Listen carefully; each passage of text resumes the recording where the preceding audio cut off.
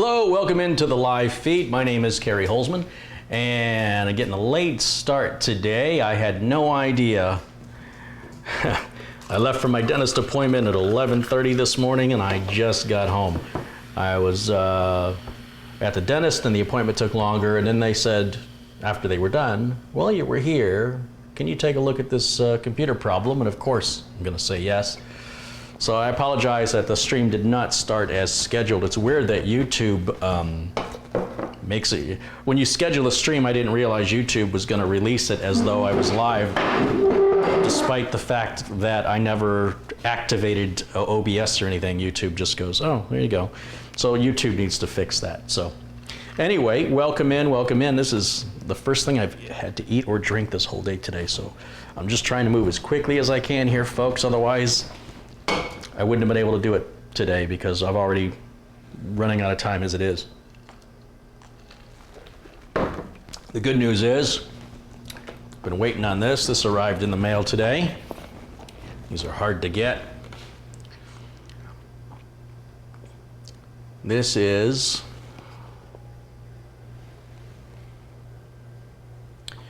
an i7-8086, 4 gigahertz, turbos to 5. And they're a limit of 1 per person. So I grabbed one. That's perhaps a collector's item maybe, but we'll build a computer out of it. We're not interested in collecting anything. Steven Cicero sent me some drives here. I remember I asked if anybody had any older 2 gig flash drives because I like the little LED on them, and things like Memtest 86 or Acronis or a number of bootable utilities. Pretty much once you make the USB disk bootable, it becomes the size of the image and you can never use it for anything else. So he sent me a 10-pack on Amazon of new ones, and I was a little worried about what he was going to send me, but they actually look pretty good. They're a bit larger than I expected, but I will run a test on them. I'll show you how you can test a flash drive to verify its capacity. There is a way, if you've ever shopped on eBay, to buy memory cards and flash drives that will report a completely different size than they are. That's why when you see these big, 128 gig drives for $5 or $10, when you buy it and you plug it in and you copy a couple files to it, it's fine. It's really typically an 8 gig or a 16 gig, and what they do is they hack the firmware to report 128, so your initial test appears to be working, but once you try and copy more than 16 or whatever the capacity really is, it doesn't work and your data's screwed. They also do it the other way. They sell some 4 and 8 gig flash drives and flash the firmware or hack it down to 2 gigs. And sometimes you go to format it or write data to it and it'll write well past 2 gigs. So I want to verify the authenticity of these because they're not from any manufacturer I've ever heard of before. This doesn't happen with name brands like, even from the days Memorex and Polaroid and Verbatim, even TDK made flash drives. iOmega made flash drives, Silicon Power, A-Data, Corsair's Vengeance, Survivor, and the other series that Corsair has, Memorex. None of those are an issue. They're the no-name brand ones you got to look out for. They're the ones that are flaky, and we're going to get to that in a minute. And thank you to Steven Cicero. That was very thoughtful of you to send that, and I'm going to check them and see if they're any good. Now, I was really asking for used ones. I didn't really want anybody to go and buy any new ones. My friend Dave from yesterday, I rebuilt that computer. Let's see if I can show you the final photos of that. I could not film his reaction because he never saw it. I was working until 3:30 in the morning last night trying to get that done for him. And he came by at 9:30 this morning to pick it up, and I just put it in a box, taped the box up, loaded it into the trunk of his car, and then he texted me about 2 hours ago that he was back home in Vegas, so he would be opening the box and seeing what's inside of it for the very first time. Just no time. And while he was visiting, he took me to one of my favorite places to eat. This is Grimaldi's. Grimaldi's is excellent pizza. If there's one near you, I highly recommend you check them out. It's very good pizza, if you like a thin crust pizza. Okay, with that, let's see, I took a couple pictures last night at 3:30 in the morning of what the machine looked like when it was done. Let me find them. Let's see. Browse.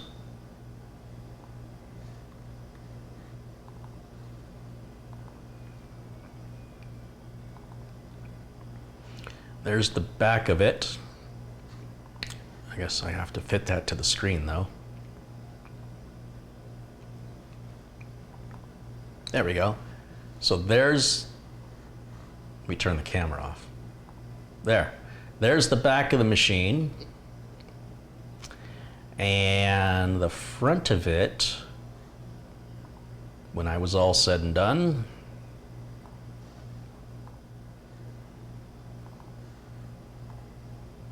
and that's what the front of it looks like. So that's what he got. That was after all the cable management was done. And that's what I sent him home with. And if you're curious, you know, I installed the that ADATA SSD. In fact, I still have another one here. So these ADATA SSDs are selling regular price on Amazon for $149.99 for 960 gigs, right? So if you remember from yesterday, if you were watching from yesterday, this is what I put in Dave's computer. I had ordered 2 of these because I bought them when they were on sale for $135, I think they were. But even at $149.99, they're a good deal. But you might want to know, what's the data transfer look like on this? Well, let me tell you, so knowing that computer I built was a Z87 chipset, keep that in mind, although I'm not quite sure it really made any difference. I think this still performs the same regardless. Let me pull up the ADATA specs. There they are right there. So you can see that there's 540 on the sequential read, 433.9 on the sequential writes. All the numbers are very, very good, you know, for basically a terabyte drive for 150 bucks. You can buy it all day long for $149.99 at Amazon, or you can wait, and they've been on sale a couple times now. Maybe it'll go on sale again. You'd save about $20. Not that $20 is a huge savings off of 150, but if you're buying several, you know, it can add up. All right, so I wanted to follow up on that. Another thing I wanted to follow up with you guys, the case badges. Case badges are still available if you're interested. If you want to show your support, contribute a minimum of $20 using the donate button at tech-vets.com. Not here in Super Chat, but at tech-vets.com. Or you can use the donation button in the video description below this video, and then submit a minimum of 20, and then I will email you back and ask you if you want a case badge and ask you for your mailing address. If you do, please write your don't put your address all on one line. I want it to please make my life simple. Let me copy and paste it as it should appear on the envelope, because other countries, I don't know where the next line goes. I don't know where's the city, and it doesn't make any sense to me because I don't live in your country. So just write it the way you receive mail. You're not quite sure, just look at a piece of mail that was addressed to you, duplicate that, and I'll get a case badge out. These ship anywhere in the world, and it's an aluminum engraved case badge with sticky tape on the back. And they are available. Okay, so that's out of the way. I had a letter in the mail yesterday I want to read to you guys, and that's going to require me getting some reading glasses. So let me do that. See, this is what happens when I'm running behind them. You guys have to put up with me sort of scurrying about. This is from Edward Novak. He's written before, old school, snail mail. He says, you're finished reviewing your beta of the interactive PC build video, and I only have 2 suggestions. One, before installing anything on the motherboard, do a quick, here are the various motherboard components walkthrough. For example, for a first-time builder, it may not be obvious where an M2 slot is, especially if it's under the heatsink, or that the standoff may need to be moved to accommodate odd-size M.2 sticks. Some of the folks, especially the younger, impatient ones, may not take the time to read through the motherboard documentation, and a brief tour of a typical motherboard may help them. Well, let me address this first. That's not what this video series is for. This video series is for the novice user to buy the same parts that we're using and to do everything that we're doing. This is not a walkthrough of what a motherboard is or what a motherboard does. The people that are the most impatient are the ones who can't stand that. And my videos typically run 2 to 3 hours long on builds. So this is doing something different than what I normally do. So I appreciate your suggestion, but I don't think you and I are on the same page with what I'm trying to accomplish here. I'm trying to accomplish a quick and dirty, no explanation, just follow the steps. If you buy the same parts, if you're looking for a gaming computer that's the best bang for the buck, buy those parts, follow those steps in whatever order you want to do it in, because again, you get to make the decisions of what order. And when you're done, you're going to have a gaming rig. Now, if you want to know, I mean, if you can't figure out where the RAM slots are, if you can't be bothered to look at the motherboard, I don't know what to tell you. It's pretty obvious when you look. And Mitch does point at it from a distance, and then we get real close. I think I have enough faith in human beings that they can put 2 and 2 together. I don't really want to get into part selection, how to choose what parts. That's going to be a 4 or 5 or 6 hour series, 4-hour video. And again, impatient people aren't going to sit through it. All the know-it-alls are going to come in and say, no, this is a better part than this. I don't want to go down that road. But let's continue on. Include an example of how to position the standoff and the proper way to insert an M.2 stick. We did all that. I don't know. He says the interactive video skipped this. It didn't skip it. We did it. We did it 9 times. We did it 1, 2, 3, 4, 5, 6, 7 times on the AMD build, and we did it 7 times on the Intel build. I think what people aren't getting, Mitch and I spent a lot of time making sure that only the parts you've previously selected are already installed on the motherboard. And I don't think people are getting that. If you look closely at the motherboard, nothing you haven't selected is installed. We didn't just install an M.2 with a CPU in there. If you didn't choose to install the CPU yet, then there's no CPU. That's why it had to be done 15 times. This may have been a bad idea. People just aren't picking up on what we were doing. They're not picking up the detail. They're not getting that you're supposed to watch it numerous times, make different decisions so that you can see and hear all the jokes and the different angles and video that was used only if you pick certain orders. If you don't pick those orders, you miss those jokes and you miss those different cuts. Not quite sure what I'm going to do about that. Observations. Your new how to build beta starts off by saying I've chosen an XXX for this build, but a true novice, that leaves the question of why. Again, I'm not covering why. That's going to be too long of a video. Took me months of watching builds and component before I felt confident in the new make obvious suggestions for new videos. Explain some basic stuff that seems to be missing from most of the build videos. Basic information. For instance, you could do videos on how to choose a motherboard, how to choose an appropriate CPU. Again, Edward, I appreciate your suggestions. I'm not getting into that. And the reason I'm not getting into it, apart from the arguments from the fanboys that develop, and then you have people that are just jerks. They go, well, that's not true. And you're like, well, yeah, it is true. And they go, well, in my country, it's not true.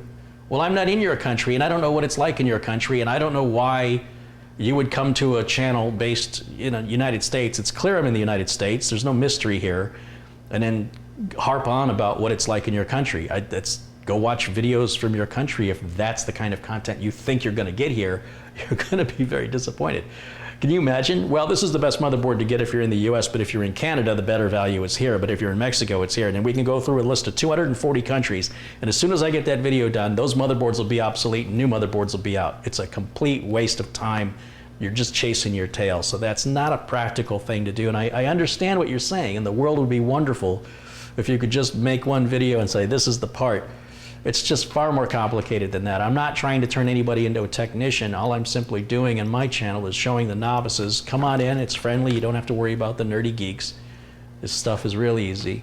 If you're uncertain about the parts, we have moderators like Catherine Anna Hauserman who loves to put parts lists together, or do your own research, or better yet, if you're looking for a gaming PC, just buy the same parts in my video.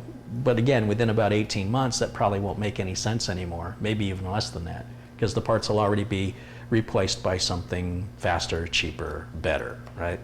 So that's the problem with the technology. These videos are up for years. You can go back and watch videos of me doing builds from 2009. I don't think you would buy those parts, but the build process is still the same, and that's what I'm conveying in the build video. Bill Ottinger has contributed $2. Thank you, Bill. Thanks for your contribution.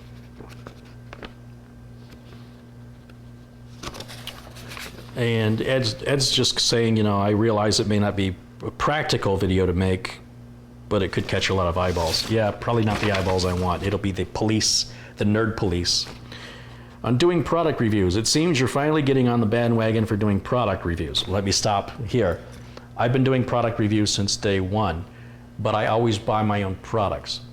I have invested so much money in new camera equipment, lights, green screens, camera skates, lenses, batteries, microphones, tripods, tripod heads. There hasn't been any money left to buy parts to make videos. I'm still paying off the credit card that all this equipment went on.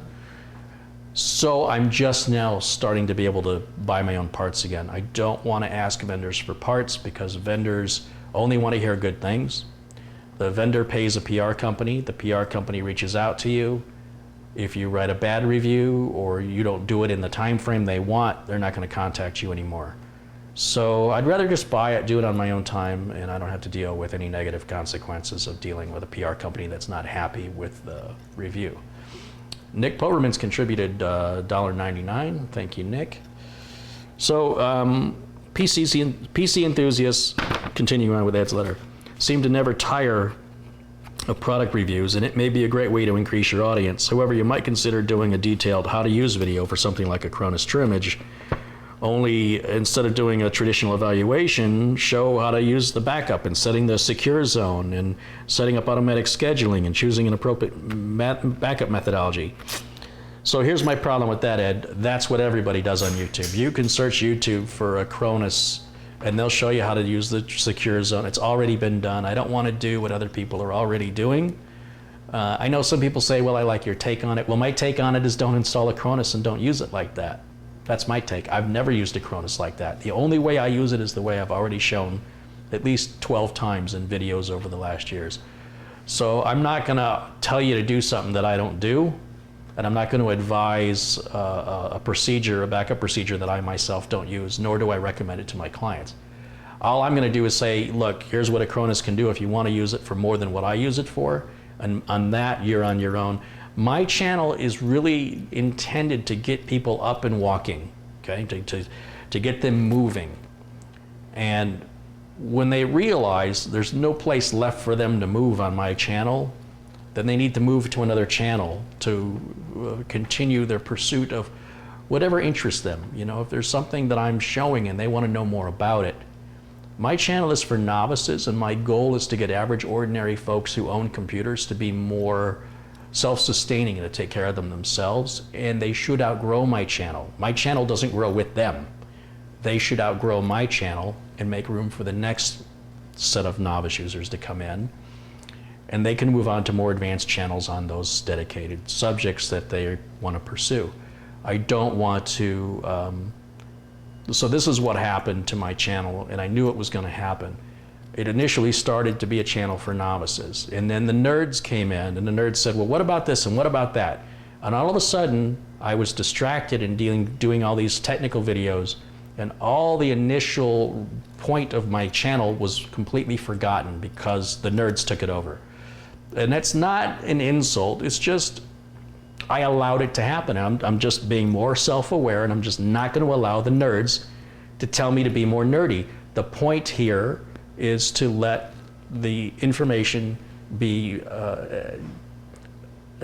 digestible to the average computer owner. Nerds don't need to be told stuff. They already know their own stuff. You can't talk to them. They already know everything. So it's a pointless battle to sit there and preach to the choir. I have no interest in that. If you're a nerd, a self-proclaimed nerd, and you like my content, that's great. But there are a lot of nerds, they watch my content strictly to look for things that they don't agree with or they misinterpret. One of my most popular videos is I explain the difference between M.2 and NVMe. And countless nerds have said you're a moron because M.2 is NVMe. And I'm saying you're the moron because you didn't listen or watch the video. You saw the title and you didn't listen, and you came to the conclusion that I'm an idiot because I don't know the difference between M.2 and NVMe. What these smart people don't realize is how stupid they are, that they can no longer talk to a normal human being. When you're talking to a non-computer person, they want to know what's the difference between an M.2 and an NVMe. So that's why the title of the video is phrased that way, and that's why it's getting so many views, because people are typing that in the search. And if you actually sit down, be patient, and listen, I explained that M.2 is a form factor and NVMe is a protocol. But when you say those words to a person that just owns a computer and just uses a computer, you might as well say one's a hoocha googalagook and one's a turbo encapsulator. It means nothing to them. So the art of what I do is to find analogies so that the average computer owner can at least understand the gist of what the technology is and what to expect from it. Even if it's not technically 100% accurate, I'm not making anybody a technician, but I do want them to know this is what an M2 drive looks like, and that it comes in SATA and it comes in NVMe, and what that means and how you can tell by looking at it. And nobody else on YouTube that I've ever seen does that. Nobody just explains it in plain English. You know, one of my favorite analogies is I have a person come up to me, you know, after a presentation, and they say, what's the difference between antivirus and a firewall? I mean, if I've got one, why do I need the other? Aren't they the same thing? And my quick answer to that is, well, why do you need a burglar alarm if you have pesticide? And they're like, oh. I'm like, yeah. Pesticide isn't going to keep out the burglars, and the burglar alarm ain't going to keep out the cockroaches. Now, those of a nerdy technical mindset go, well, that's not technically accurate. I go, you know, shut up. This is why I'm explaining it and not you.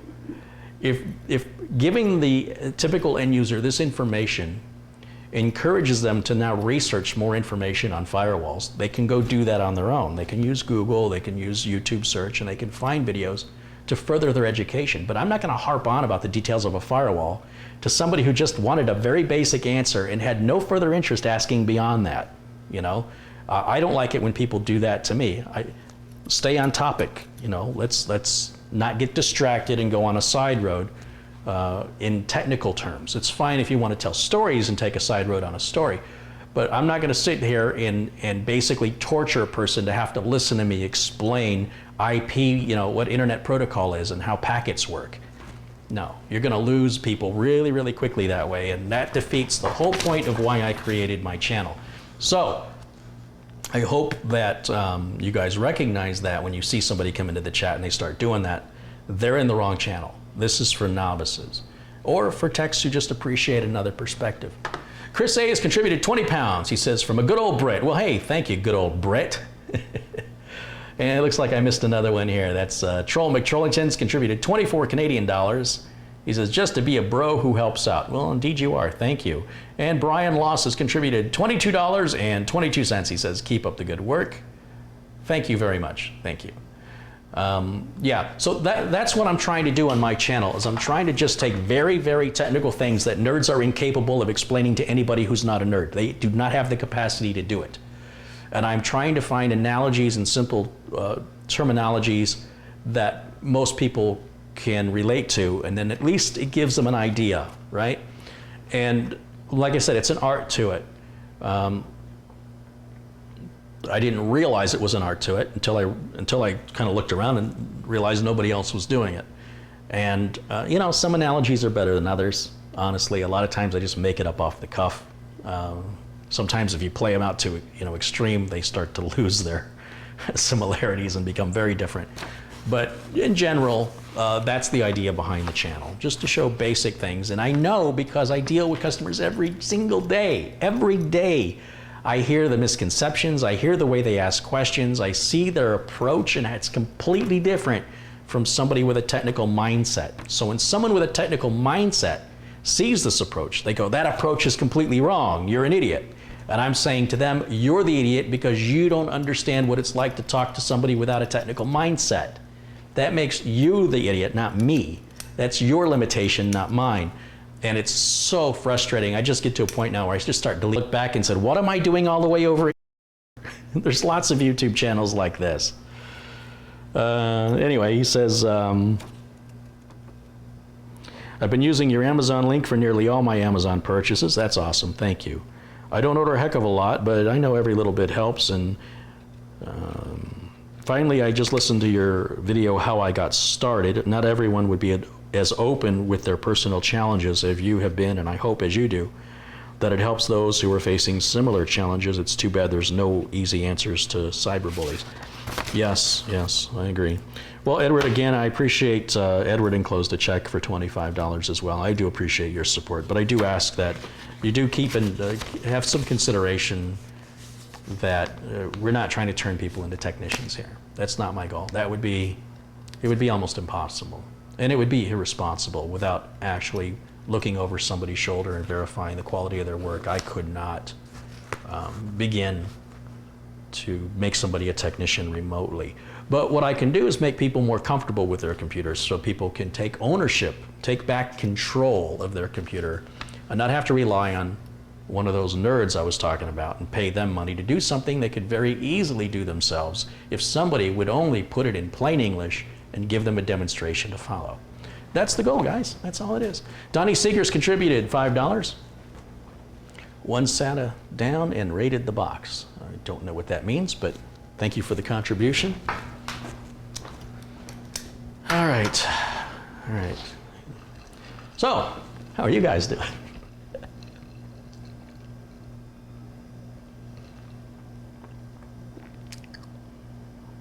Darren says, hello from Halifax, Nova Scotia, Canada. You've turned me into an inspired computer technician from watching your videos. See, that's the best I can hope for. The best I can hope for isn't that I'm going to put you in the car and drive you where you want to go, but I'm going to show you what a car is, what you can expect from it, how to use it, and then you take it and go where you want. Don't ask me to go with you. If I can inspire you on that journey, then I've done my job here. And if you reach a point where you're very technical and you feel this is too basic, congratulations, you've graduated from my channel.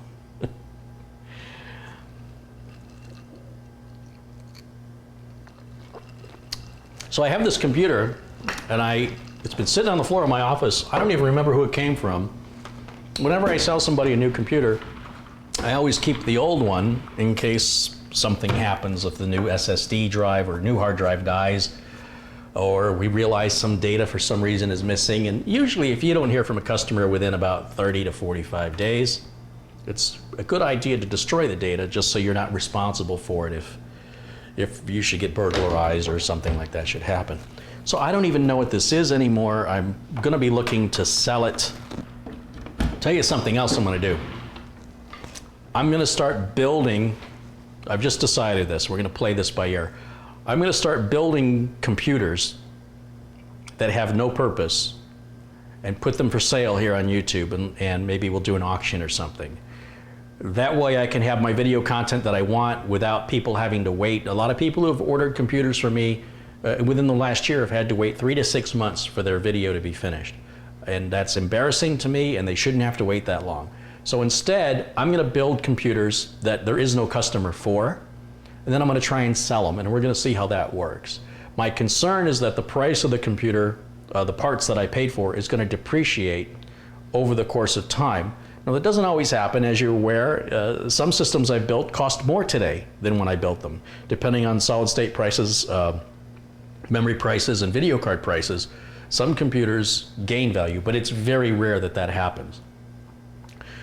My hope is that I can accommodate the loss, right? It's gonna be a financial loss. If I buy parts, I build the machine, and then 60 days later, the machine, I don't know, 45, 60 days later, the machine's ready to be sold.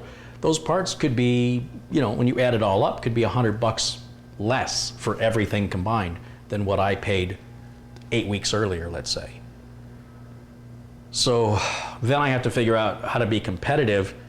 And if I sell the parts at current value with no cost on labor, then I have to hope that the videos perform well enough to not only make up for that gap, but to also make it profitably worth it.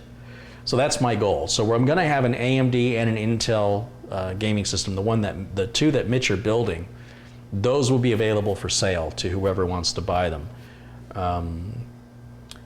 I would consider, under certain circumstances, shipping to another country, but those circumstances, you'd basically have to sign an agreement that you are agreeing to the fact that you are responsible for the duties that your government imposes on any imported goods.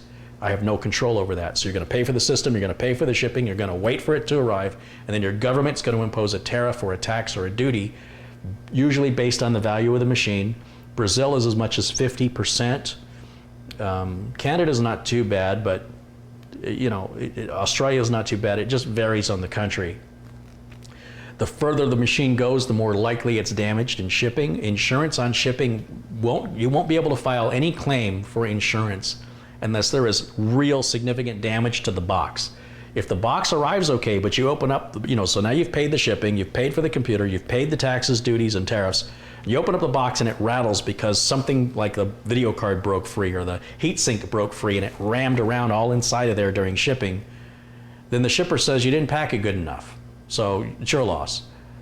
You can understand how that's going to make me look, even though all of that's out of my control, and that's why I have contained shipping to just the United States.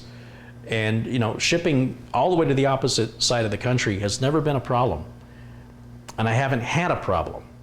I've been told I should just try it, and when I have a problem, then reconsider it. That I might be solving a problem that doesn't exist. I might be afraid of a very rare thing, maybe, and denying people an opportunity who might be willing to take that risk. So I'm listening, I hear you, I'm willing to do it under the agreement that, if it breaks in shipping, it's on you. I can't warranty, I can't help you, you're too far away. And if you want to take that on, and like I said, nothing I've shipped has ever broken, but I've never really shipped anything over the ocean. Who knows what that's going to be like.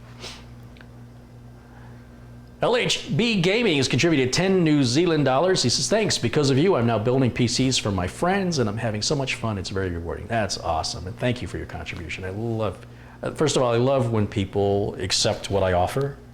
And it's really nice when they offer something back. It could be the smallest thing. It could just be a thank you. It could be, hey, I shared your video with, on my Facebook page. I've got thousands of followers on my Twitter. That's any of that, any sort of show of appreciation or gratitude goes a long way with me. It really does. So thank you for that.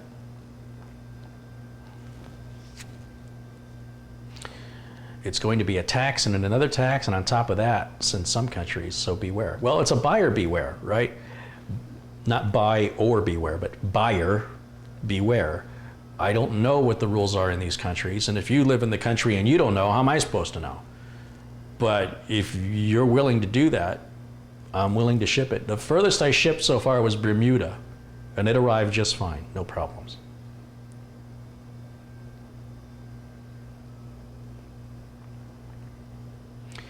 John Davidson says, in Thailand you pay duty on the product and shipping and handling fees. I paid over 100% in the past. Wow, wow. And this is what I'm afraid of. So I'm afraid that somebody's going to say this, I'm running some kind of a scam operation, that I sent them a broken computer on purpose, that they've already paid for the shipping, they already paid for the parts, now why do I have to pay all this when there's nothing I can do about it? It's not in my control. That's your government you need to be mad at, not me. So to avoid that scenario from ever existing, I just said I'm not shipping outside of the US. Now I'm saying I'll reconsider that as long as we make it clear that I have a signed agreement that you're willing to accept the taxes and tariffs that apply, and that if it arrives all broken, it's on you to resolve it. It's more than likely, even with shipping insurance, it's very rare that a shipper ever pays insurance. And when I'm saying a shipper, I'm talking about UPS, I'm talking about United States Postal Service, I'm talking about Federal Express, DHL. There has to be significant damage to the box to show that they were negligent. Otherwise, the default is you didn't pack it good enough for our monkeys to kick it and throw it and drop it. It has to sustain a drop. I think UPS, it has to sustain a drop from 4 feet. So, yeah, I don't know why that's acceptable. God forbid you set something down gently. They're too busy to be gentle, apparently. Eric Crump has contributed $10. Thank you so much, Eric. I appreciate that. Sinfu Griff says, last and only time I ever shipped a computer, I got knocked around so hard the Noctua D15S I had in there actually hit the exhaust hard enough to ding the fans and tweak both towers over. Yes. Yeah, big heavy heat sinks especially, big heavy video cards, you've got to be very, very careful. So the most distance I'm going to ship in the United States is about 2,800 miles from one side to the other. And that's pretty far. I mean, to go from New York to London is about that distance, but the difference is it's going to go by truck. You're not taking a truck between New York and London. I don't care what your route is. And it's too expensive to do it by air. I mean, if you want to pay for it by air, we can, but you'll probably spend as much for the shipping as what's in the box. So it goes by boat, and boats rock and they sway, and yeah.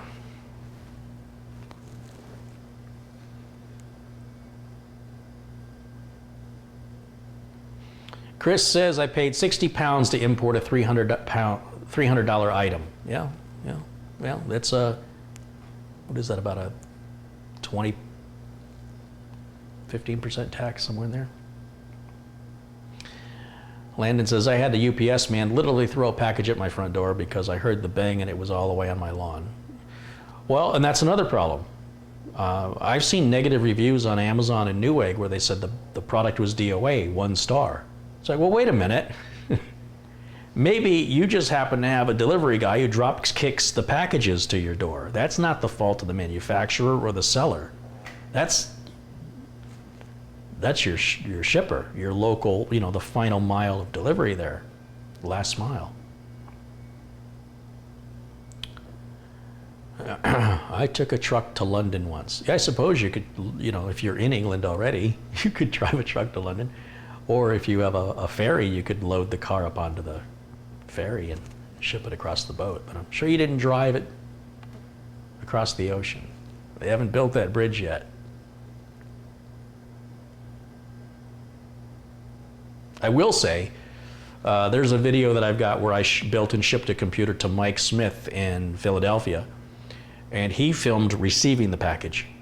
And credit to FedEx, the package didn't so much as have a scratch on it, the box. No dents, no marks. And he opened it up and everything, nothing shifted, everything was in the box the way I packed it. And he unboxed it live on camera, and I attached his footage to my footage and made a video out of it. So if you haven't seen it, you might want to check it out. It's pretty cool. Nick Poverman says, I shipped a PC to Canada with no issues. I would imagine Canada's probably pretty easy.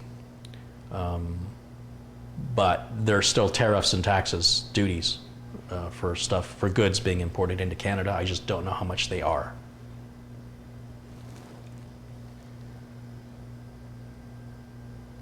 I shipped a hard drive to Bhutan. Yes, shipping just a hard drive, that's not a problem. Again, it's just the tariffs and the taxes. I'm not worried about a hard drive breaking and shipping because the heads are parked. It's relatively bulletproof at this point.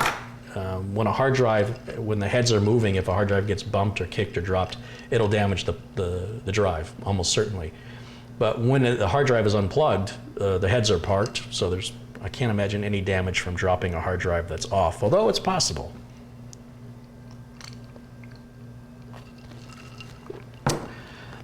All right, so many things. Oh, here I wanted to find out what this thing is. Let me grab my VGA cable so I can plug this thing in and find out what it is, and let's put it up for sale. See if anybody wants it. Now, ideally, the best thing is if you're, so for those of you who don't know, I live in the Phoenix metropolitan area, Phoenix, Arizona. I think there's only one Phoenix. And if you're in the Phoenix metropolitan area, it would be ideal for you to buy it from me locally. And then you don't have to worry about shipping, because here's the deal, folks. It costs the same amount of money to ship a 40-pound pile of crap as it costs to ship a 40-pound pile of gold. You understand? When you're shipping, you're paying by weight. You're not paying by what's in the box. And most computers that I ship come out to a little over 40 pounds. So it wouldn't make sense to spend upwards of $125 for a computer this old for shipping. But if you're local, if you're in the Phoenix metropolitan area, or you're gonna be in, you know, if you're driving through, you're gonna be in town anyway, yeah, that would be the most ideal way to buy anything from me, honestly. And you get to meet me, and I get to meet you, which is even better, right? All right, I need a keyboard and a mouse. You know what, I'll just use this keyboard and mouse right here. Let's just use this one. Put that right there. So this is, again, so back before the days of Amazon and Newegg and online ordering, I would get all my parts locally, so my case choices were limited to my distributor.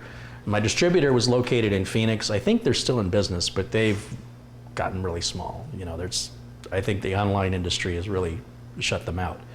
And I used to have a very limited selection of what I could pick from because this wasn't a big warehouse. This was like in a strip mall or a little shopping plaza.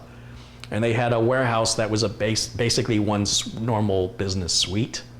And so their inventory was always very limited. What I liked about them was they had decent prices, and I could go in same day and swap out a bad part and get a new part, and it wouldn't affect my schedule. You know, the customer could still have the computer delivered on time instead of having to mail something back. But now it's rare I ever see a dead part. Quality control on parts has gone way up, and there's fewer parts because they consolidate a bunch of stuff onto one little tiny chip, and the chip gets smaller and smaller and smaller. And so these motherboards are nowhere near as complicated as they used to be. Therefore, there's less to go wrong. And a lot of times the assembly process is automated. So there's really no human beings to screw it up. You know, when the computers are setting the chips down in the boards and running it through the tests, everyone is done exactly the same. So if one's screwed up, they're all screwed up, usually. So I'm all for automation when it comes to quality control, because human beings are not good at quality control unless you're like me and you've got really bad OCD and you've got and I've got to tell you something, bosses don't like that.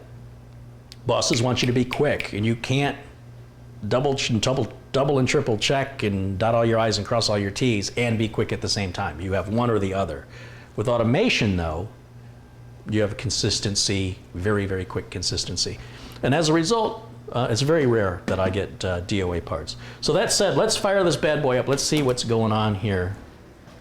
I don't know what this is. I know it's old, but how old? Let's find out.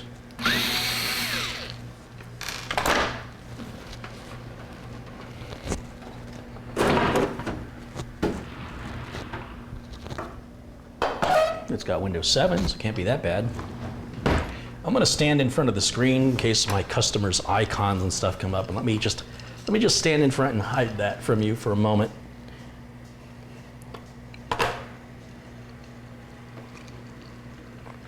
I just realized I have a keyboard and mouse out here already I could have used. That's all right. That's what happens when I get in a hurry. It's booting. It's a good sign. I'll move in a second. Be patient.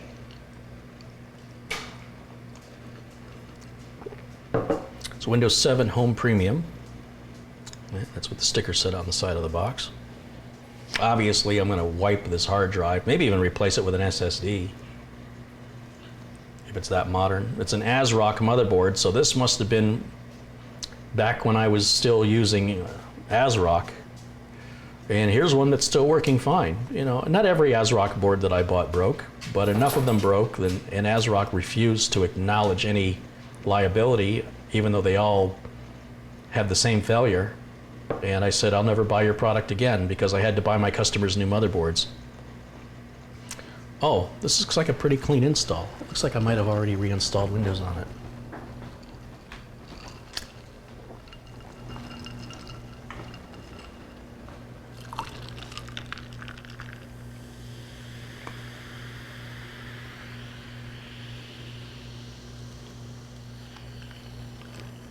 All right, what is this thing? This is an AMD Phenom Ii X4 965 processor running 3.4 gigahertz. That's not too shabby. It's got 4 gigs of RAM, with Windows 7 64-bit, which apparently has not been activated. I must have done a fresh install on this and then forgot about it, and it's been sitting on the floor of my office. I want to get it out of here. Anybody want to buy it? Anybody in Phoenix want to buy this? Do you have any questions about it? What's the motherboard? It's an A785GM-LE. I'll say it again. The letter A as in apple, 785GM-LE from AsROCK. We're using onboard video. Back in those days, the video was built on the motherboard, not on the chip. What size hard drive is in there?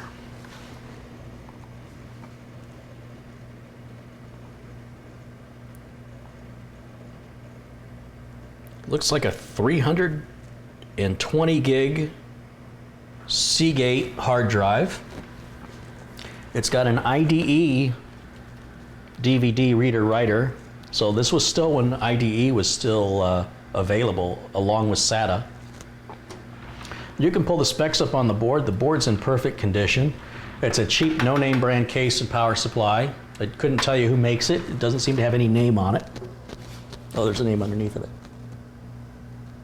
Does that say CoolerMaster? No. No.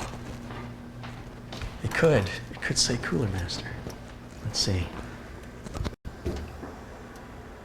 It's a CoolerMaster. Wow. Product number. Let's see if I can read you the product number. You can look up this power supply. I need a light in there. Boy, CoolerMaster made some crap, huh? RS-380-PMSR. It's max total output 350 watts.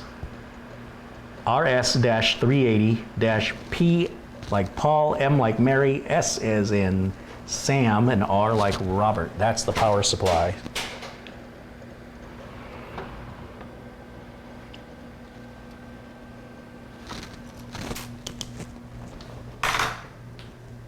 All right, folks. $20 over here, $20, 20, 20, 20, 20, 25, 25, 30, 30, 35, 40. Do I have 40, 40, 45, 40, 60? Does anybody got 60? $60.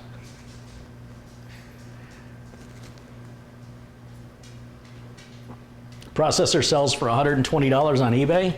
Wow, that's just sad.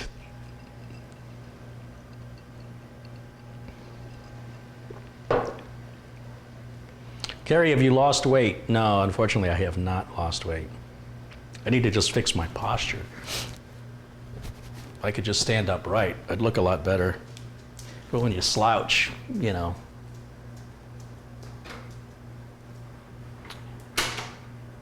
It's amazing what posture does. Just stand up, hold your head up, smile. Did you lose weight?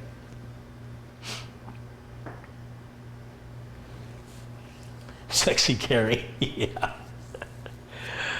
Yeah, I get that a lot. Not.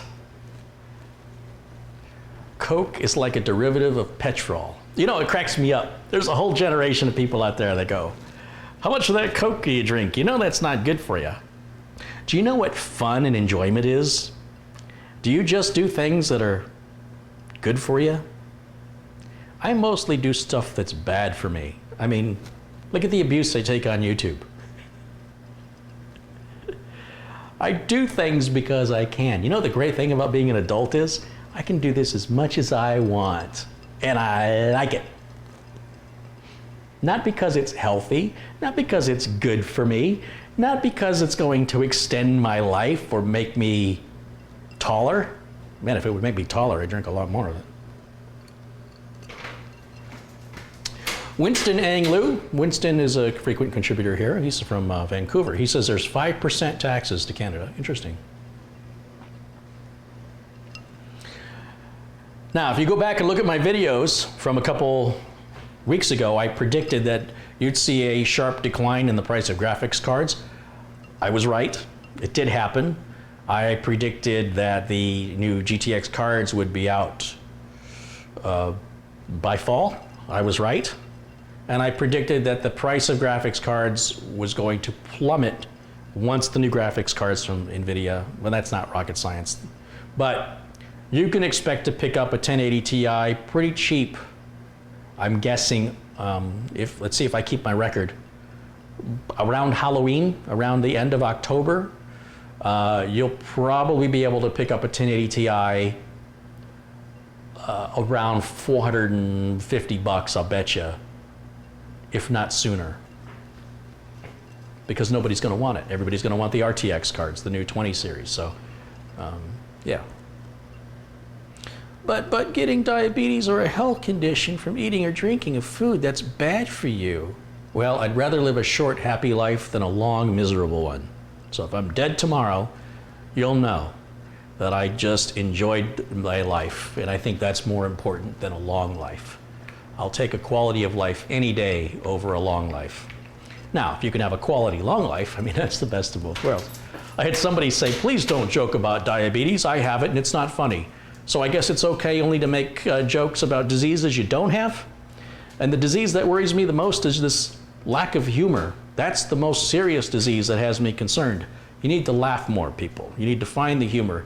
Often, some of the most tragic things, some of the most painful things, in my opinion, the best way that I deal with it is with humor. If you've ever seen me get uncomfortable, I immediately jump to humor. I've always been that way, and that's how I deal with it. That's my coping mechanism. I jump to humor. And it's getting harder and harder because people are getting so sensitive that, God forbid, you say something that offends them. And it seems to me like if you're offended, that's your problem. It's not mine. That's for you to deal with. It's not for me to skirt around your issues. That's for you. I'm not your mom, I'm not your dad. Your parents might do that for you, but I'm not your parents. I was talking with my wife's boss, and she says, you know, I interviewed a millennial, and she said, this is a list of my, what did she say? My trigger words. She was like, I'm not taking that list. I don't give a rat's behind what your trigger words are. You go to work like everybody else. You deal with everybody else just like everybody else. There's no special accommodations for you. Your mom and your dad might do that for you. So you got to have a sense of humor, people. You have to. Life is too short. The closer I get to death, the funnier it's going to be. I think the biggest insult you can give to death, the biggest middle finger you can give to death, is face death right in the face and laugh at it. Why not? You're still going to die. You want to die being sad and upset? You want to die laughing? I'm going to die laughing. I don't care how much pain I'm in. Trigger words, yeah. Trigger words.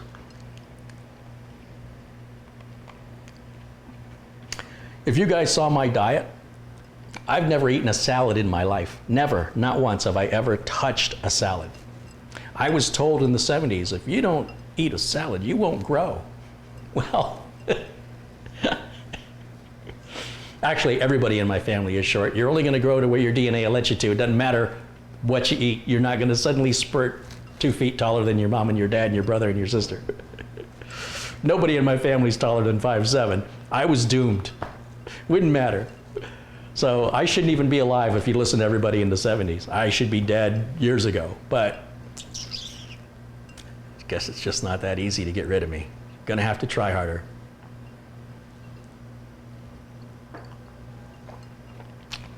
All I know is life is very random. There's no real particular reason we're here, and there's no real particular reason some of us go.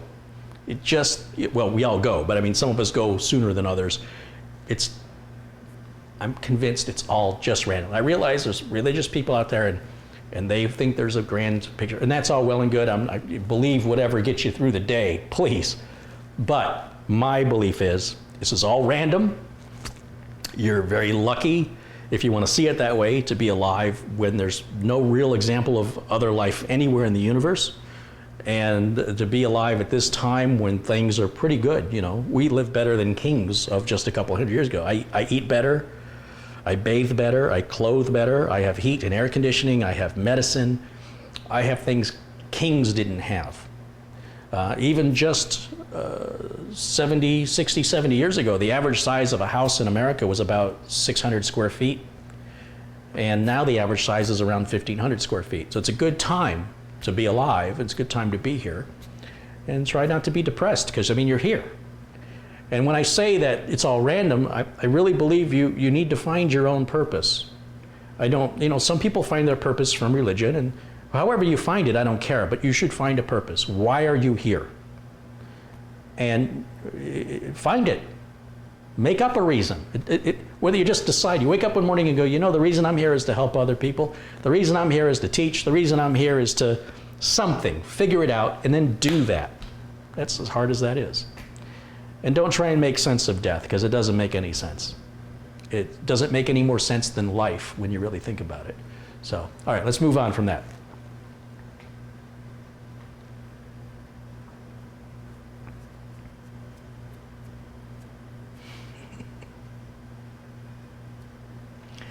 All right.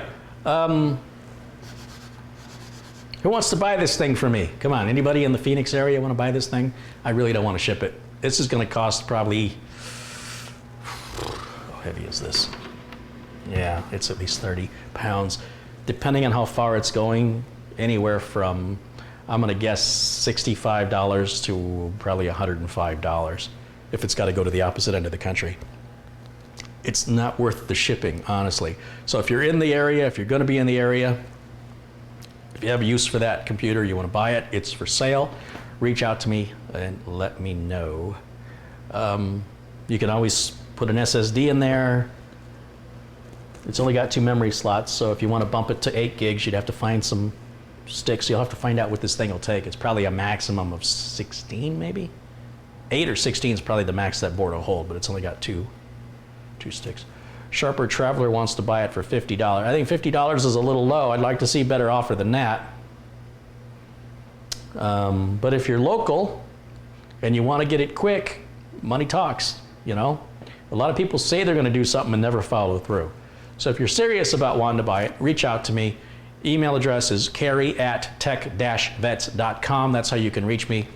I've changed my About page on YouTube. If you click on my name and go to About, you'll see my email addresses in there as well for business inquiries. This would be a business inquiry. If you're just emailing me for technical support questions, please go to techguy.org, techguy.org, not tech-guy and not tech guide, but techguy, G-U-Y.org, and there's free support all day, all night, 24/7. Knock yourselves out. Volunteers are there. And let's see. What's my price tag? My price tag is whatever my best offer is. That's what my price tag is. Or maybe whoever's first to show up with the cash. I'm not going to sit there and hold it. I'm not going to turn somebody down who's offering 50 because somebody else offered 80, but the guy who offered 80 doesn't get back to me. If the guy who's offered 50 is like, I can be here on this day at this time, or I can meet you somewhere because they live across town, I'll meet them halfway, whatever. That's what's going to get it sold. It's just a matter of, I got to move stuff, got to move it quick. You can play solitaire with it. You know what? This is great for, you know, your average computer user is surfing the web, they're going on email, maybe they're listening to Spotify, they're printing some stuff out. You're not going to have any problem with that, you know? I've got a newer system than this that isn't as fast as this. So don't completely judge it by its age, because this was pretty good when it was built. It wasn't a bottom of the barrel computer when it was new. If it was, then it wouldn't even be worth reselling. I would just disassemble it and throw it out.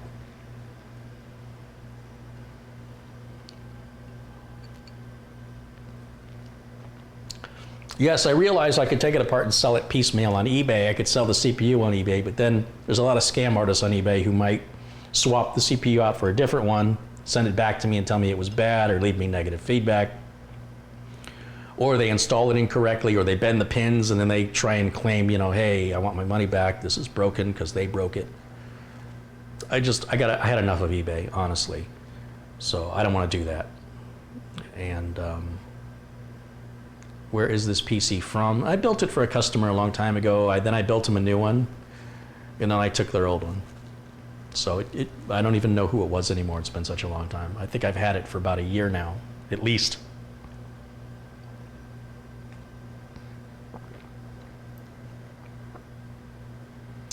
Windows 10 would work on this? Yeah, Windows 10 should. I think it will. I think it will.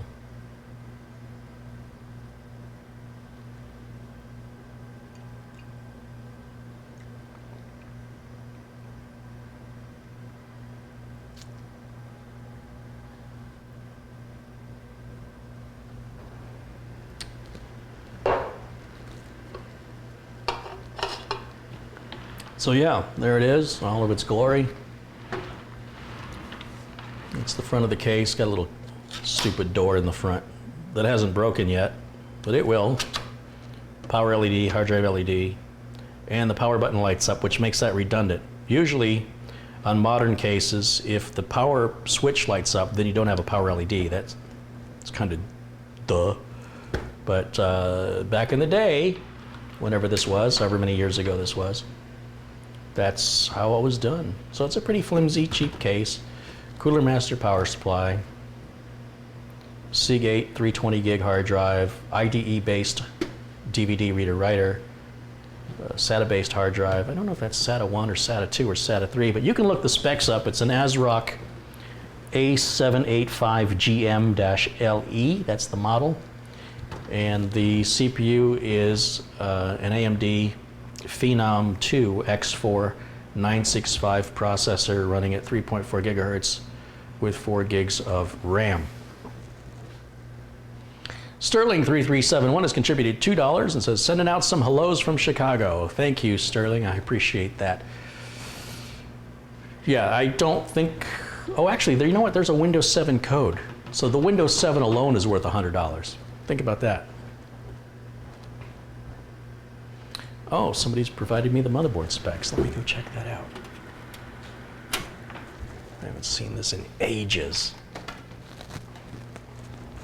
Let's see what we got.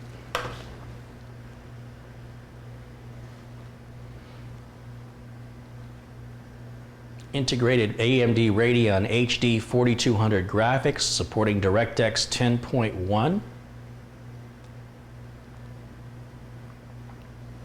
Has DSub and DVI-D. Yeah, obviously, it means VGA and DVI. Excuse me, DVI.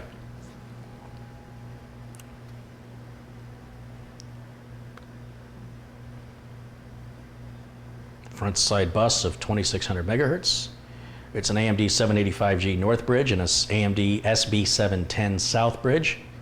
It's got two DDR2 DIMM sockets supporting 1066, 800, 667, or 533 non-ECC unbuffered with a maximum system memory of 8 gigabytes. So if you replace the 2 sticks of 2 that are in there now with 2 sticks of 4, that would be the maximum you can put in there. Storage. Let's see, it's a 1 gigabit LAN from Realtek built on the board. It's got a PCI Express 2.0 times 16 and a PCI Express 2.0 times 1 slot, and then 2 regular PCI slots. And they are SATA 2 3 gigabit per second connectors. So they're not SATA 3 6 gigabit. So you're gonna, if you put an SSD in there, you're gonna get a maximum 300 megabytes per second data transfer. And it has one ATA 133 IDE connector. That's what the that's what the DVD drive is plugged into. The DVD drive works the same regardless, but if it bothers you for 15 bucks, you could buy a SATA-based DVD and slap it in there and the motherboard will accept it. We probably carried this one over from the customer's older build to save the customer money. And it's a micro ATX form factor, and it's compliant with Windows 7, Vista, and XP. Thank you for sharing the link. Save me the research.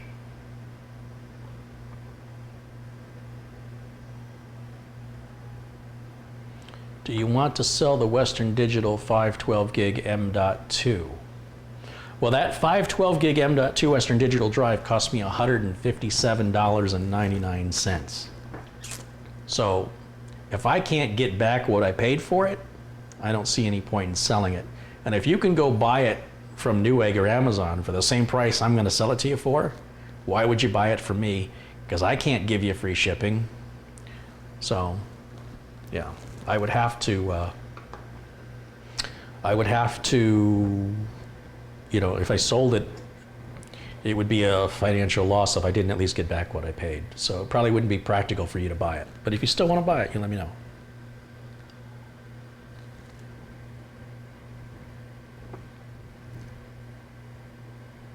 Dan Frayne says hello. Hi, Dan. Guy Altrich says, I would definitely buy a system from you and pick it up at your house. Hey, that'd be great. Let's do it.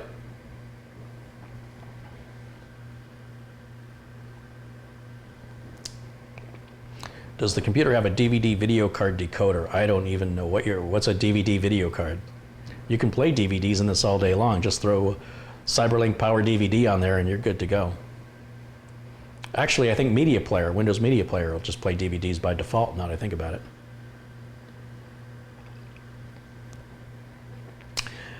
Tim's Computer Repair says, you're lucky to get 200 bucks for that desktop. Hey, Tim, the best offer I've got so far is 50, so I'd be happy with 200. I'd be happy with 80. I'm not happy with 50, but you know what? If somebody shows up with 50 bucks before somebody shows up with 80, faster gets cheaper. I just want to get rid of it. I've got so much stuff. I'm trying to make more room. Can it support Sony Vegas?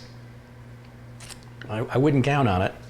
I mean, it would be a slow, you'd have to be very patient if you're going to do any video editing on this thing, unless you're doing all SD, you know, standard definition video. High def, you bring it to its knees. Oh, VLC will play DVDs, that's true. And VLC is a free open source program, and VLC will run just fine on this rig. Maybe not with 4K decoding. It might be too much. In fact, I'm pretty sure it'd be too much. But 1080 decoding would be no problem on there.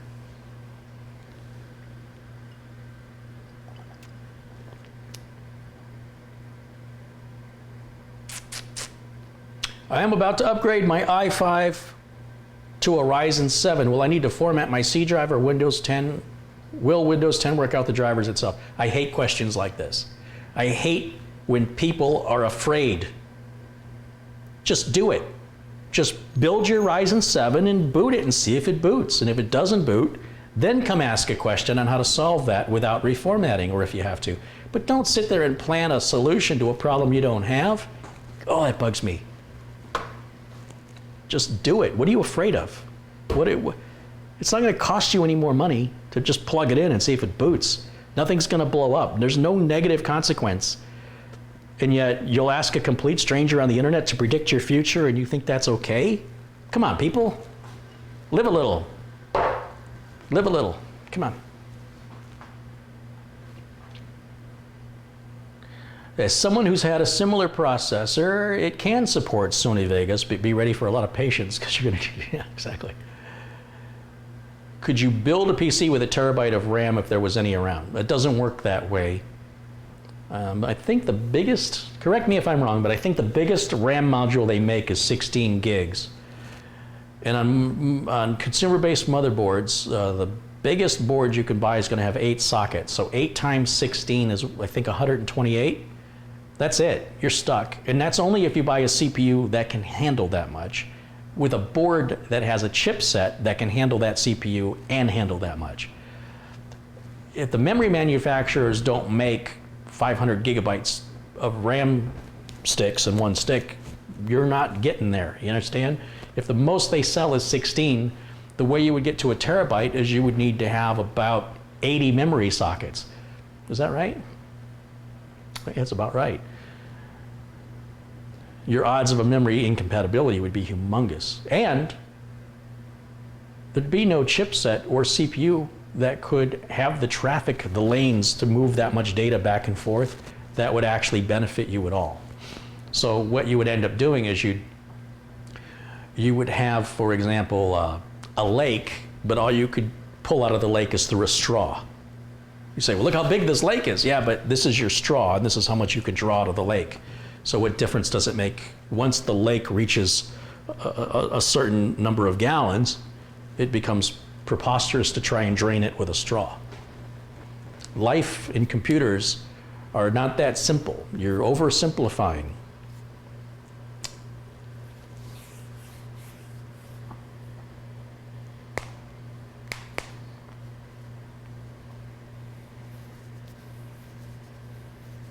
Can you add an M.2 PCIe adapter to get M.2 speeds? You can add an M.2 PCIe adapter, but you won't be able to boot from it, and you won't be able to get the top speeds from it, because the channels of the there's something called a north bridge and a south bridge, and it's generally referred to as the chipset. You're not going any faster than your chipset. Think of the chipset as the freeway or the motorway. No matter how fast your car is, you don't get to go as fast as you want. You can only go as fast as the motorway allows you to go. And if you're in traffic, you can't go any faster than the car in front of you. It doesn't matter if you own a Ferrari on the motorway or on the freeway, you're expected to not go any faster than the speed limit, and you certainly cannot go faster than the car in front of you, no matter what you drive. Same holds true for a chipset. That's why when we talk about chipsets, that's why they're so important. The different chipsets can give you more USB ports. They can give you more lanes of data traffic through your PCI Express. And that's why you see different numbers, as, you know, the 170, the B150, the whatever they are. I just posted about this on Facebook for the latest AMD chipsets. In fact, why don't I read it aloud to you? We're going to get a lesson in chipsetology. Is that a thing? I'm making it a thing. It's a thing now. Chipsetology. I got a degree in chipsetology. All right, folks. Professor Carey's in the house. Let me get on my soapbox. Yeah.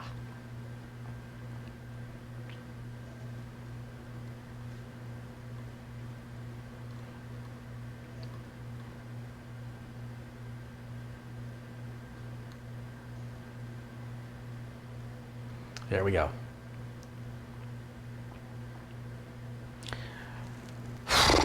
If you're looking at socket AM4 motherboards for an AMD CPU, and you're new to PC gaming or confused about motherboard features and how they apply to your own particular needs, you got to consider the chipset. The chipset defines motherboard features and capabilities, and within the limits of the platform itself. So you can see AM4 chipset features. I've got a chart here I can show you, but as examples, the chipset determines whether you can run multiple video cards, whether you can take advantage of the latest software features. The chipset includes a number of PCI lanes for storage, running video cards, etc. Socket AM4 will be AMD's desktop platform until 2020, so CPUs that work now will also work in upcoming boards, and current Ryzen CPUs will be socketable in new motherboards until the platform switch in 2020. If you're new to PC gaming, there are some important questions to ask yourself about your first custom system, specifically the motherboard. If the CPU is the brain, the motherboard is the nervous system, the invaluable infrastructure that houses all the other core components. What kind of storage and how much will you eventually have in your system? The more drives you have installed, the more you need to look at a B or an X series motherboard. Do you want to run more than one video card? If so, you'll need a B or an X series board depending on your favorite GPU brand. Are you planning on overclocking? Even if it's just the Vega GPU in your G series Ryzen, then you'll need a B or an X series board. Overclocking a G series Ryzen can be done safely on a B series board, but 6 or 8 core Ryzens really need an X series board for anything but the mildest overclock. Now, what are the various features on the AMD AM4 platform? Well, first and foremost, CPU PCIe lanes are used by the CPU to communicate various commands to the memory or to coordinate with your integrated graphics, for example, or with memory and a video card if the system is using discrete graphics. System PCIe lanes are typically dedicated to expansion cards like video cards, video capture devices, sound cards. Crossfire and SLI, which is a scalable link interface, are AMD and NVIDIA terms, respectively, for using more than one video card. At one time, this was widely popular, but as video cards have become more powerful, running more than one is less than rewarding than it once was. Software support's not as broad as it was in the past, but multi-GPU setups can still be done successfully. There's SATA and SATA Express ports that can be accessed via the SATA headers on the boards or M.2 slots, if there are any. And these ports will send data to and from your system storage devices, like your hard drives, solid state drives, and realize that regular SATA M.2 headers and SATA ports, they share the same bandwidth. So plugging an M.2 SATA drive in will disable a SATA port for, a regular SATA drive. If you use one, you can't use the other one. So usually you have multiple SATA ports. If you have 6 SATA ports on a motherboard and one M.2, if you use a SATA M.2, then you will lose one of your SATA ports. Not all of them, just one of them.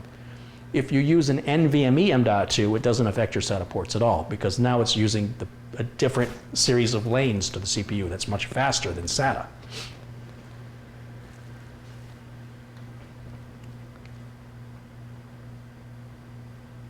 USB availability will affect the number of devices you can plug in and the data transfer rate that they receive.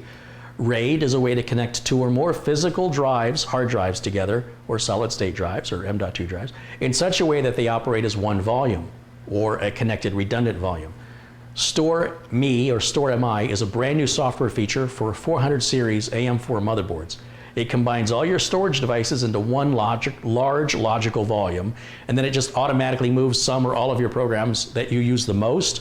Automatically, it moves it to the fastest drive you have, decreasing launch and load times for your most frequently used applications. Overclocking is a method to squeeze the most performance out of PC components and involves increasing various components' operating frequencies to beyond factory specifications.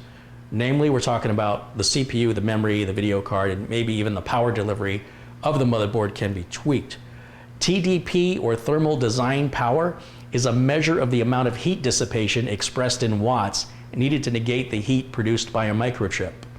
In this case, the chipset controllers themselves. So you're looking at AMD's AM4 chipsets. You have an X470, a B450, an X370, a B350, and an A320. So if you want Crossfire support, you want the B450. If you want, that's Crossfire only, no SLI. So that means if you're going to be running AMD graphics cards and not NVIDIA graphics, it won't support NVIDIA SLI. But an X470 or an X370 will support either one. But a B350 or an A320 won't support any of them. Just one graphics card is all you can have. If you want 6 SATA ports, then you want an X470 or you want an X370. Otherwise, you're going to get 4. If you want a bunch of USB 2 and USB 3.1s, like if you want the maximum number of USB, you can get, for example, 2 USB 3.1s with 10 USB, I think 3 ports, and then 6 USB 2 ports on an X470 board. That's a total of 18 USB ports, potentially. On the other hand, going down to the cheaper chipset, it only supports what looks like USB 3.1 Gen 1. You get 6 of those, and then up to 6 USB 2s. If you want to take advantage of that StoreMe feature, that's only available on the X470 and the B450. You can't get it on the other ones. You want to overclock your internal graphics, your Vega, you can do that on all these boards except the A320 won't do it. And then your chipset TDP is lowest at 4.8 on an X370 or a B450, and it's at 6.8 for the X370, B350, and A320. So there I started this video saying I wasn't going to get nerdy, and I just got really, really nerdy there. So I hope you like that, because I don't want to do it anymore.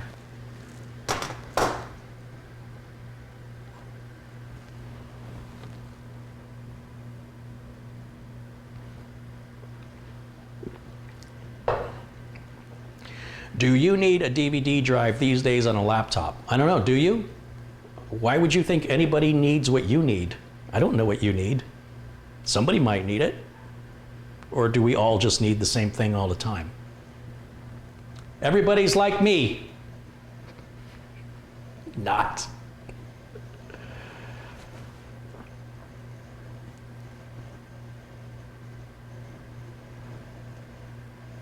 You can always buy a USB DVD drive. It's not a big deal to externalize one.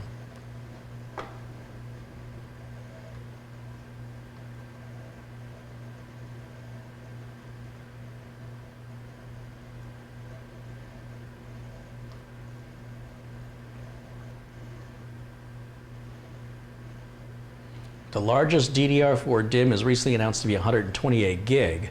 You can find 32 gig and 64 gig DIMMs. Of course you can find 32 and 64s.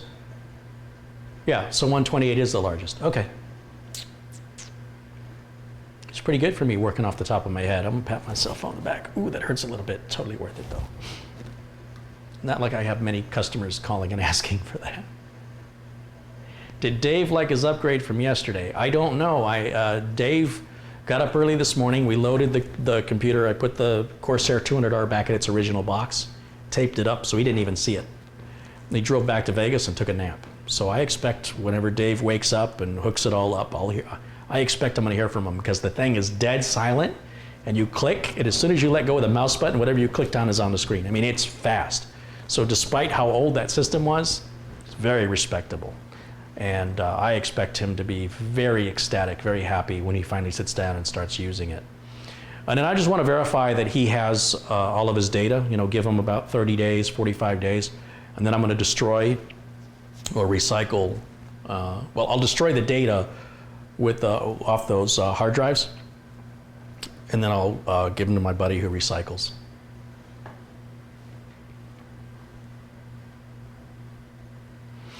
So a couple of things I've got to test. First of all, let's try out these 2 gig flash drives. Let's see if they work. So here's how I do this. We'll just use this system, why not? So I've got 10 of these. Again, these were sent to me by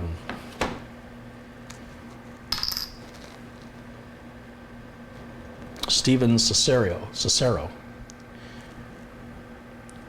And I am a bit concerned because they don't have a name brand on them. So that usually means they're cheap Chinese junk, but they may not be. I'm judging a book by its cover, which works well for me usually. And what I'm going to do is I'm going to download a free utility. Tell you what, let me get this keyboard and mouse plugged in so I don't have to keep unplugging and plugging. You've got to be amused that I've tried all these different keyboards and mice trying to replace these two, and I've gone right back to these two after wasting the time and money that I have trying to find something smaller, but just nothing's working as well. All right. Give it a second to load the driver.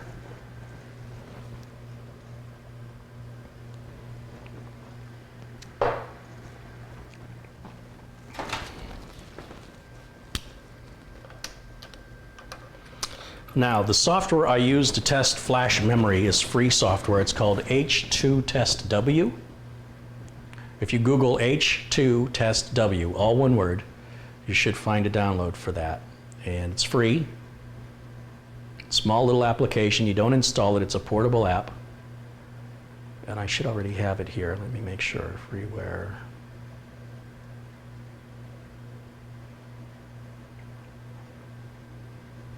Oh, I called it flash drive test software. Yeah, that's an appropriate name for it. So let's copy that folder onto a flash drive.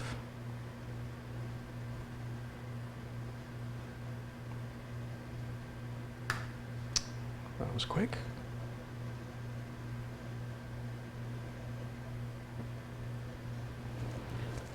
And now, let's plug that in here. And I'll just copy the file onto the desktop.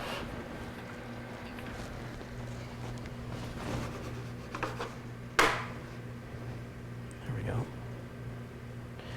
tell you what, let's grab CPU Z out of there and Crystal Disk Info, Crystal Disk Mark, and there's the flash drive software. Let's copy all that.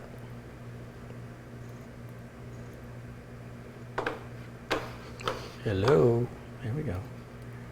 Just paste it right there.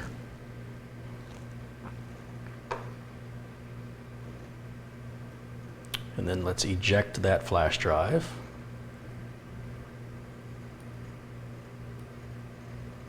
Safe to remove. Thank you. Put that over here. And let's run H2TestW. I need it in English, thank you. Select the target. The target should be, let's see, let's go to my computer.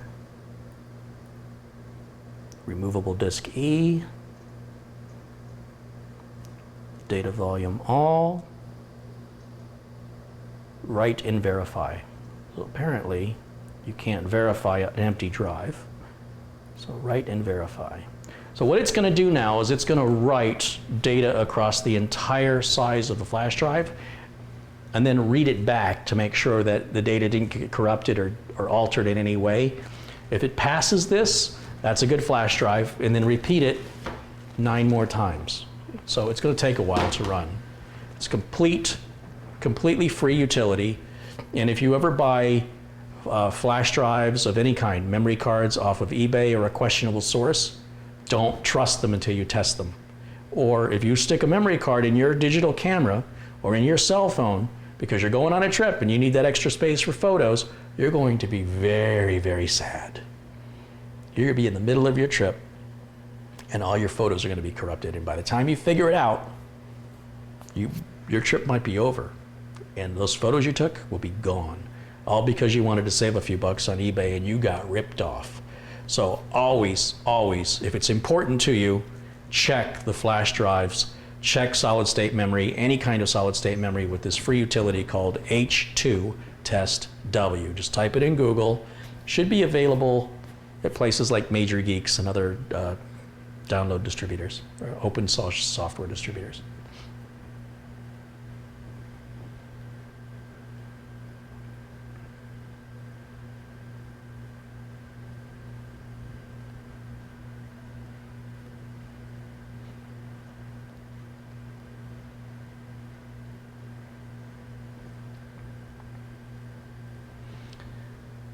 And that's actually moving along pretty good. So the benefit here is that these are small flash drives. You know, if I was going to do that on that SanDisk 256 flash drive, I'd be here a while. I have no doubt that the SanDisk flash drive is legit and it's going to work, and it has a warranty anyway. I don't think these have any warranty other than perhaps sending them back to Amazon. But so far, so good. You know, since it's got about 1 minute and 42 remaining, that's not too long of a test. I don't mind that at all. And Z Modem has posted a link to H2 Test W. So yeah, it's a great little utility to have on, you know, if you're a technician or you help a lot of friends, these are the kind of utilities to have in your toolbox. You know, a surgeon that only has a butter knife and a pair of pliers may not appear to be a very good surgeon, even though he may be an excellent, or she may be an excellent surgeon. If you don't have the right tools, it can really embarrass you. So having the right tools is critical to being a good tech and knowing how to use those tools. And this is one of those tools. They're only USB 2. Well, yeah, you don't need USB 3. I don't need fast data transfer on 2 gigs. How long does it take to copy 2 gigs? But thank you, Stephen, for sending them. It's very generous of you to do that. And so far, we're off to a good start.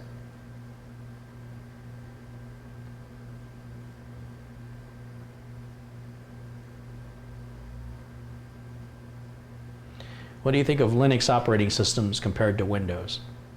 I've already done a video on this. You can just do a search for Linux on my channel. But basically, if you're looking to do one thing well, Linux is the way to go. But if you want to do a lot of different things with your computer, no. Linux does, if you have a specific task that you need a computer to do and it's going to do it all the time, this one thing, Linux can do that better than Windows. But if you're trying to do multiple things, and most of us use our computers to do all kinds of things, we're opening email and we're surfing the web and we're doing this and we're doing that. Windows has far more options, far more freedom. On the other hand, with that freedom comes more risk with regards to viruses and things, but all operating systems and all software is prone to virus. That's just software. The popularity of Linux, it's so unpopular, it's not used very much, and so it's not really the target of virus writers. I mean, if you're going to write a virus, you want to write it to affect the most amount of people. If everybody was using Linux, there would be viruses all over the place for Linux. But because we all use Windows, that's what they target. It's just common sense.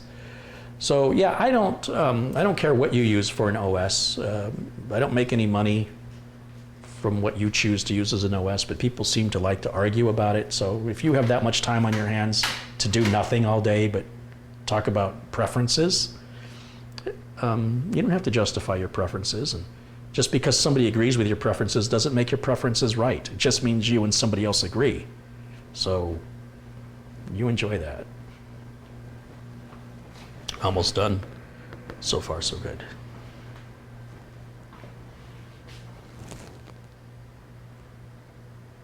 The only thing I don't like about Windows 10 is it auto restarts on updates.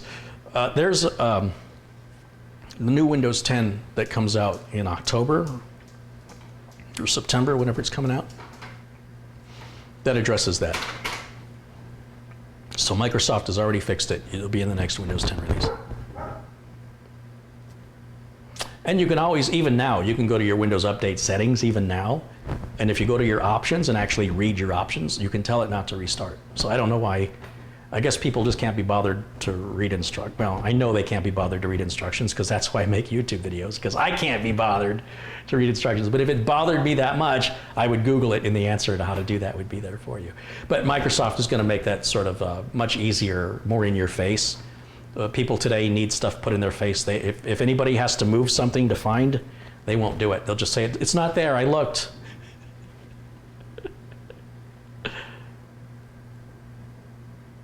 New Windows in October. Yeah, so October, whatever. It's been addressed.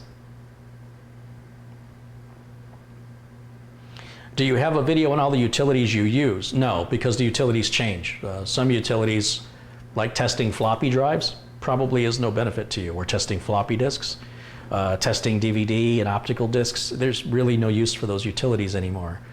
So the utilities are always evolving and changing, and the things I need to test evolve and change. And so to make a video about it, a video that will be up forever, theoretically, is of no use. If anything, it causes confusion when people say, I can't find that utility you did the video on. I'm like, you mean the video I did 8 years ago? That's the utility you can't find?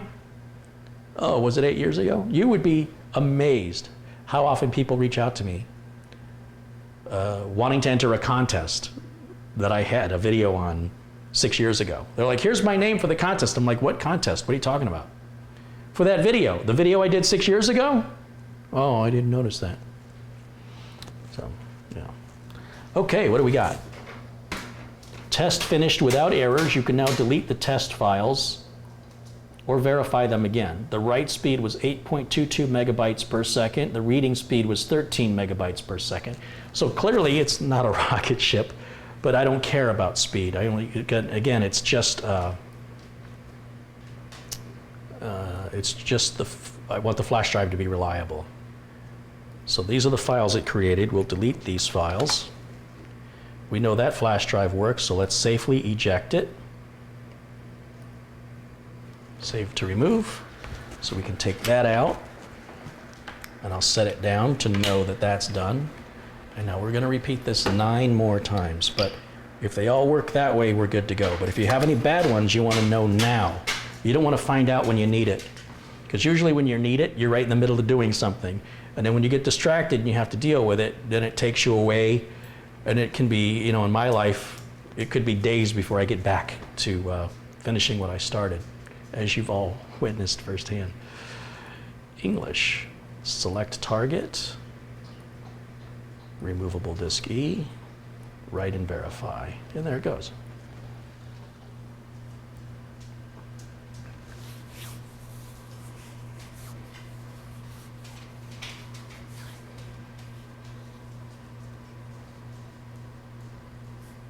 All right, does anybody have any questions I can answer for you? This will be the time to ask.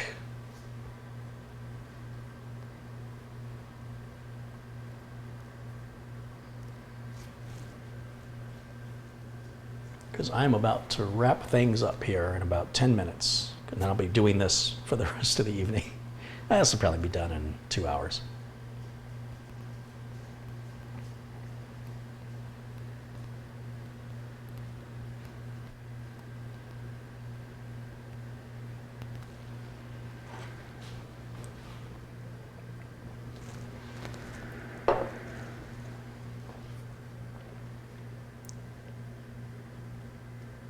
Let me zoom you in on that screen so you guys can get a better idea of what that looks like.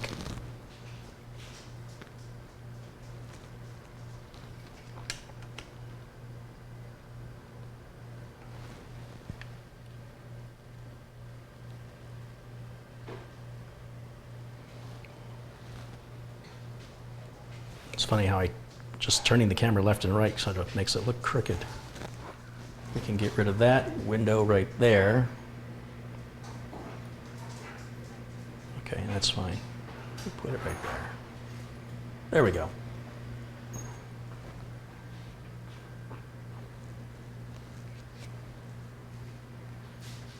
Hey, it's just 2 gigs, so I don't care how slow it is. That's fine with me. Like I said, I won't be, usually if I make an Acronis rescue disk or if I make a memtest 86 bootable memory test drive, they're only a couple hundred megabytes, so it just takes a few seconds. So if something takes 30 seconds because it's at 8 megabytes a second versus something that takes 10 seconds because it's at 24 megabytes a second, I mean, is your really 20 seconds? That's you're hanging out in a YouTube channel and you're worried about 20 seconds? I don't think so.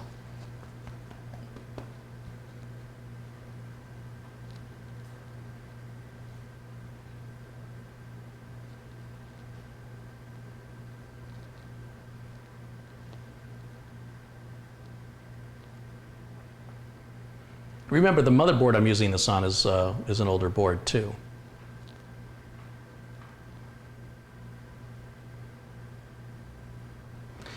It cracks me up, these people that use Linux, they like want you to agree with them, like it matters to them if you use it or not. If you're firm in your belief, it doesn't matter if people agree with you. It just shows a weakness and an insecurity. So I find it, oops, my microphone. Sorry guys, my microphone. The dog just pulled my microphone off. If it's important to you to have debates with other people, then you're a very insecure person. And that would mean that you really question your own thoughts. When you really truly believe in something, it doesn't matter if anybody else agrees with you or not. It doesn't change what you believe. And if it's important to you that other people believe the same thing you do or agree with you, then you're insecure in your own thoughts. So just food for thought there, folks. Did you get the Subaru yet? Yes, we did. We got the Subaru 2 weeks ago. It's been fantastic. Fantastic.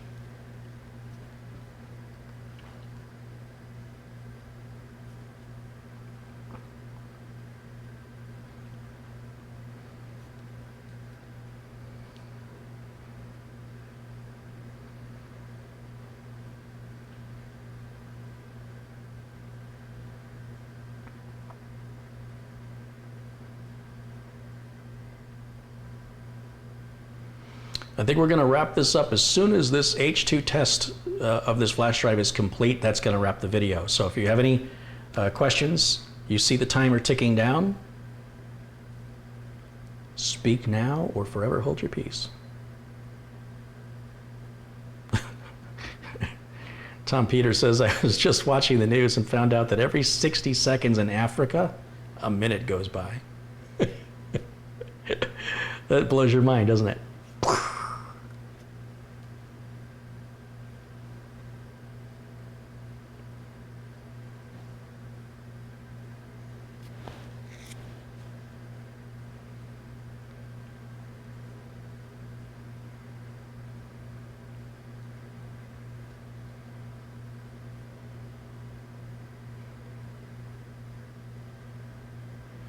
When I started in my business, did you have a lot of spare parts around for testing? No, spare parts is what you acquire while being in business. You know, you rebuild a system for a customer, they say you can have my old parts, or you ask the customer if they want their old parts back, and over time you just acquire the parts. Same with tools. You only buy the tools you need for the jobs you've got to do. Don't go buying tools in advance. And when you're done, you know, well, not when you're done, but in time, you'll end up with a toolbox of tools you use versus just buying a generic toolkit and only using 10% of it, which is a waste of money. Plus you're hauling it all around wherever you go. So yeah, when you're starting out in business, your first focus should be on getting the business. Don't worry about anything else.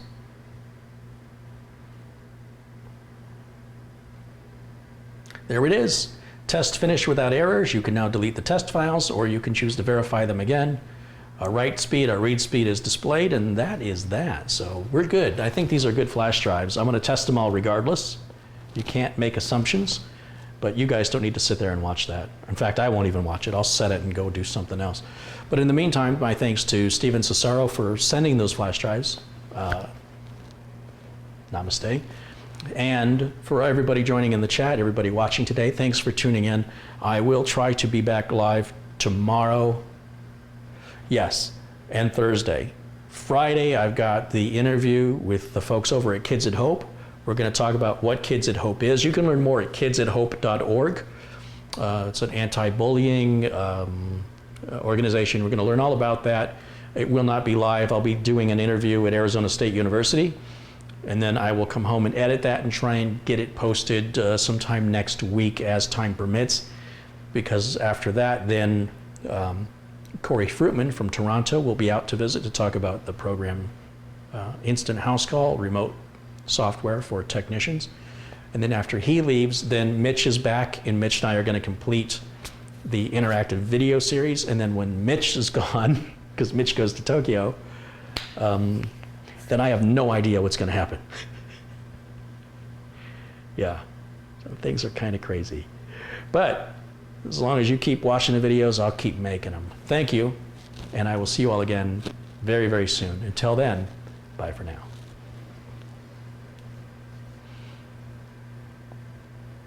All right, guys, I'm hitting the button.